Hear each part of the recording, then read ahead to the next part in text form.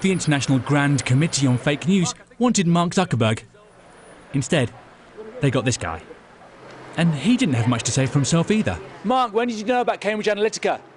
With the Facebook CEO failing to show, the committee, made up of 9 nations, Parliament's largest ever international gathering, gave him the symbolic empty chair and fired their questions at his substitute, Vice President of Policy, Richard Allen. I think Facebook have known throughout this exactly what was going on in terms of passing information. And I think Facebook have told us again and again a tissue of lies. Faced with this barrage, Lord Allen could only offer contrition. As an employee of Facebook, I'm ashamed that things like this happen, and they do and they shouldn't. This wasn't just political theatre. On Saturday, the Sergeant-at-Arms, carrying a speaker's warrant rather than his ceremonial mace, accompanied committee chair Damien Collins to seize a cache of Facebook documents from Ted Kramer, CEO of American tech firm 643. The account of the seizure of these documents reads like something out of a John le Carré novel. Apparently, Mr. Kramer panicked when the Sergeant-at-Arms turned up with Damien Collins. And no wonder.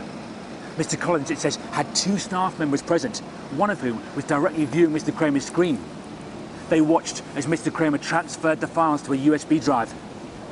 And then, Mr. Kramer handed the files to Mr. Collins, who left with them.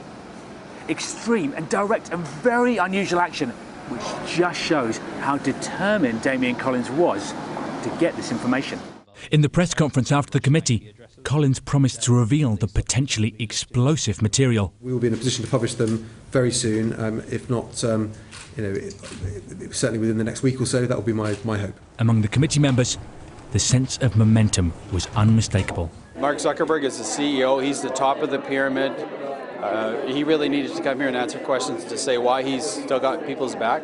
This committee must continue in order that one day we achieve an international agreement in United Nations. They're not able to regulate themselves, social media companies, and we need to keep the pressure on internationally and ensure that whatever legislation that we're putting through is robust.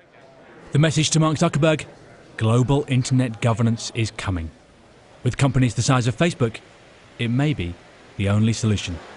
Roland Manthorpe, Sky News.